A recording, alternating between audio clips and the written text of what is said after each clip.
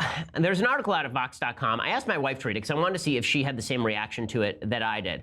And it's kind of a fascinating article because the article is about sexual assault within marriage. Now, sexual assault can happen within marriage. We're in a Me Too moment. Obviously, it's International Women's Day. And so, it's very important to talk about proper behavior toward women. It's important to talk about what women should expect from men. It is important to talk about how men should behave toward women. All that's very important. One thing that I'm seeing in the feminist movement, it's been happening for a long time, is conflation of a lot of terminology that is actually dangerous to relationships and dangerous to marriage. There's an article today about sexual assault within marriage by Anonymous over at Vox.com. Anonymous happens to be a feminist professor, shockingly, and this article is about how she says she was sexually assaulted within marriage. Now, sexual assault can occur within marriage. Obviously, it can occur outside of marriage as well. Sexual assault is just a woman says no and a man says, I'm doing it anyway, right? That's sexual assault.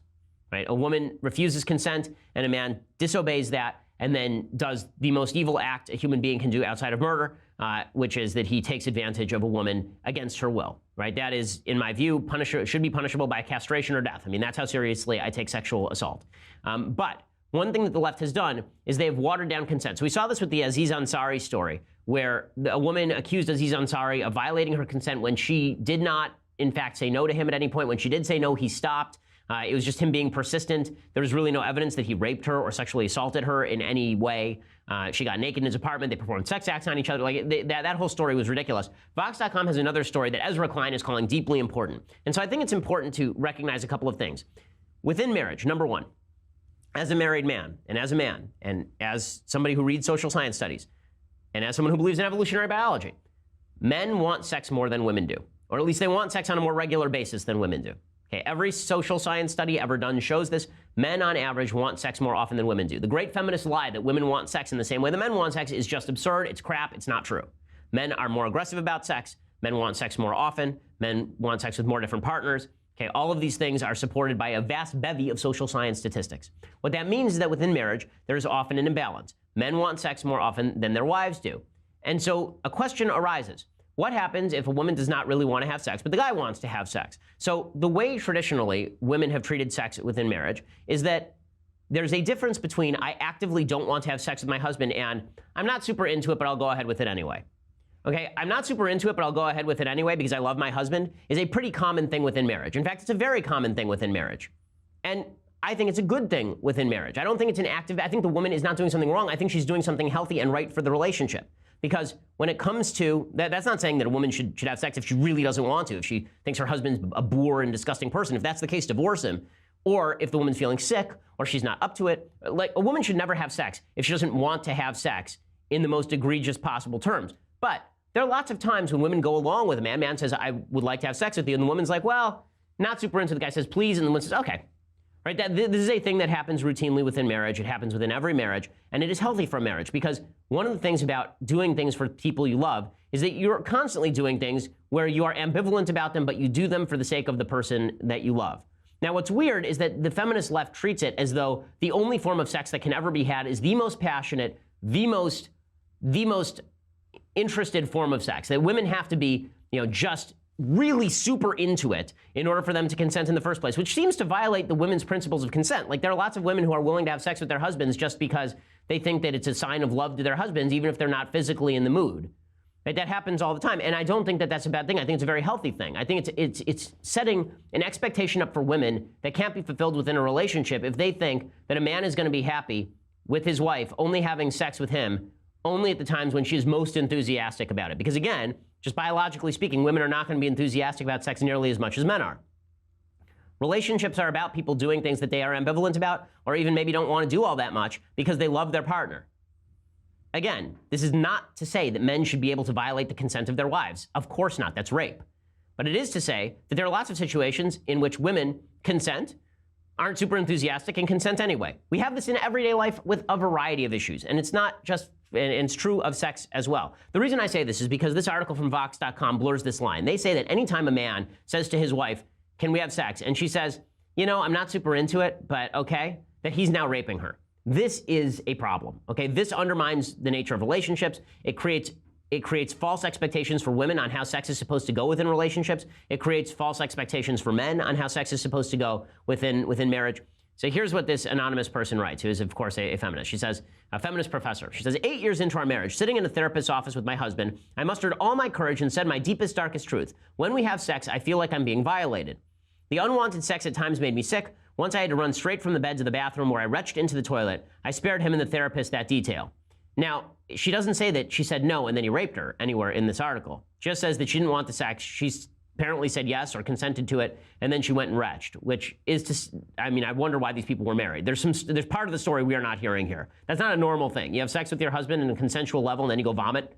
I'm going to go with they've got some other problems. She says, my husband shrugged and staring ahead with more indifference than disdain replied, she's always so melodramatic. His response didn't surprise me. It was his standard reaction to my complaints about the sad state of our marriage, his way of training me to see my needs, emotional connection and communication as excessive, and his primarily sex as entirely reasonable. So, quick note here. Men see sex as a substitute for intimacy. Women see intimacy as a reason for sex. Okay, so if a woman won't have sex with her husband, the man sees that as a rejection of him. Okay, the man sees it as a rejection of love for him. If a woman doesn't feel emotional intimacy and she feels like she is only being used for sex, then she feels like she is being used. So men and women are almost coming at sex from polar opposite directions. Okay, but the way that they meet is inside a committed relationship when intimacy and sex are completely overlapped. One of the things the feminist movement has done, I think has been really egregious, is they've separated off intimacy and sex. They've said sex is a bodily function and intimacy is an emotional function. And that means that you can separate these two things off. They did this so that they could separate commitment from sex. They did this so they could say that marriage had nothing to do with sex. They did this so they could say single people sleeping around, totally fine, totally praiseworthy, totally healthy, no bad ramifications. All you have to do is just see sex as pooping, and it's the same thing, right? Sex is eating. It's just another bodily function you engage in. Why should there be any emotional connection? But then when it comes to how actual human beings behave, intimacy is inherently connected to sex. And that's true for men as well. Okay, if a woman who is married to a man will not have sex with him under any circumstances, he is going to feel slightly peeved. He is going to feel as though the woman doesn't love him. And I don't think that's completely unjustified. Anyway, this woman continues, I had dragged us to couples counseling because I could no longer live in the vacuum left behind after the emotional intimacy had seeped out of our marriage. My husband hadn't noticed the loss, proclaiming himself happy.